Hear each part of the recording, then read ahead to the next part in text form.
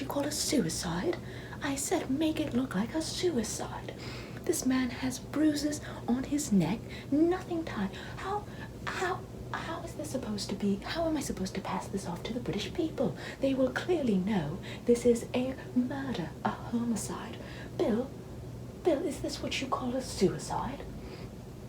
It depends on what your definition of is. This is not a court trial, but we will be facing court. Just kidding, we won't be facing court, no matter what happens. But it will still make us very unpopular with the people. I'm over here trying to do the Queen's bidding, and you're over here making it super tough on my marriage. Don't tell me about marriages, okay? And last time I checked, I wasn't in charge of the suicide. I was in charge of going after the victims. And last time I checked, I set my wife off to go and handle them. So I did my part. Oh, Bill, you set off Hillary. Dear God, hasn't she done enough? Listen, I don't like doing the dirty work, okay? If I need to take care of some victim or whatever, especially if they're a woman, I set off my wife, Hillary, to go and attack them viciously and make them so scared for their lives that they never appear in public again. So that way, she can go off and run for campaign. And that way, no one comes up against her while she's going, oh, I protect and defend women. It's a perfect plan. Now, the last time I checked, the person that was supposed to be in charge of the suicide was not me. You were supposed to take care of the cameras, which I did. Bill, I did take care of the cameras. My family and I have a reputation, an abundant amount of experience taking care of cameras. I mean, how exactly do you think all of the cameras in the tunnel in Paris, France, just turned off an hour before an accident happened? Yes, that's right, a certain accident. I will not be saying anything further, but still, it's kind of a great experience to have that and then come along and turn off the cameras here in just one jail cell an hour before this man suicides himself. So I did my part perfectly. You, on the other hand, have apparently no responsibility. Now, my only question at this point is who was in charge of the suicide? Who ordered the kill? I fixed, quotation marks, fixed the cameras. You apparently were in charge of silencing the victims. Now who is in charge of the suicide? Listen here. Listen. Philly. Bill. Last time I checked, this suicide, I told Boris, I said I wanted to make this suicide look huge. I wanted to make it the greatest suicide ever, okay? Greatest suicide. Last time I see here, listen, this looks like the best suicide ever, okay? This man looks like he just choked the hell out of himself. Best job ever, okay? I'm gonna just bow out right now. Never seen either of you, never heard of either of you, never seen this man, never heard of this man. I'm gonna go back now. I got some pretty important golfing to do.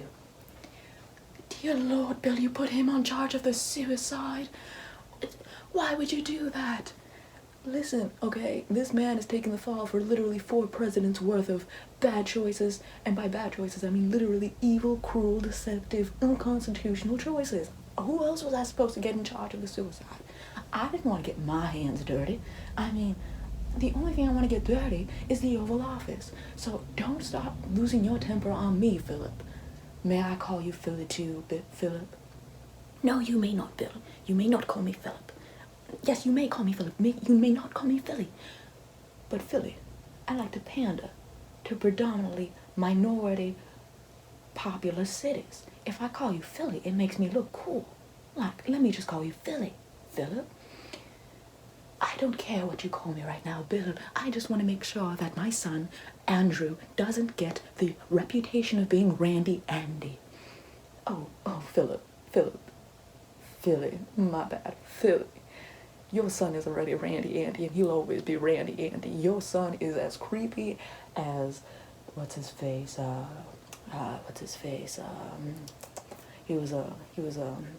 he wears a red bow tie, a nice suit, has a weird black haircut, has a really creepy face.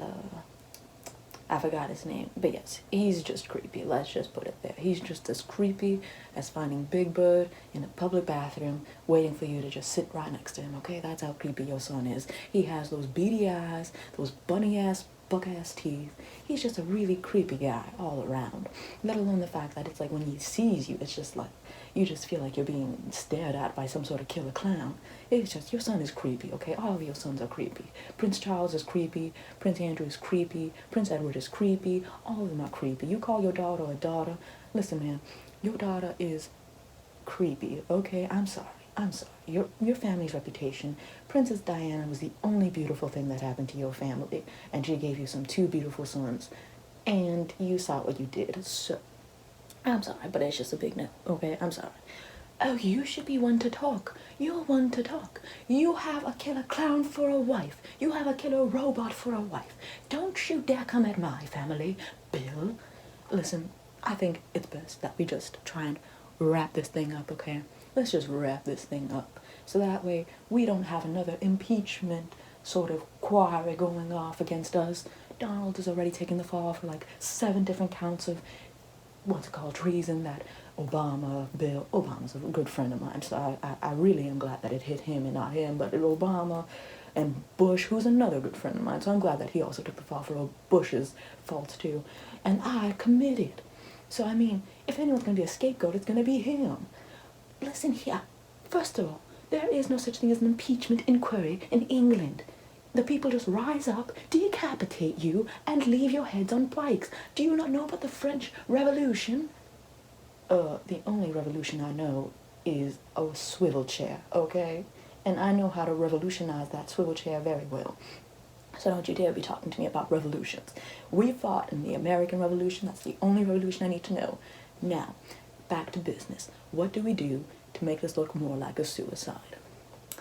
Well, frankly, I don't really know, because typically the deaths that I orchestrate are done at night when it is in a tunnel, no vision required, and there is absolutely no witnesses. Now, granted, I have made my mistakes in the past. I have made myself a little too obvious, so that way the victims started telling their fathers, their friends, their family members, that there are people out to get them, and that they are probably going to be killed soon. That is the only mistake I've ever made. And listen, it kind of bites me in the ass sometimes, but I've made like 3 documentaries on my victims that mention absolutely nothing suspicious. That way it can give me back the fame that I need and to try to squash those little details that came out into the public.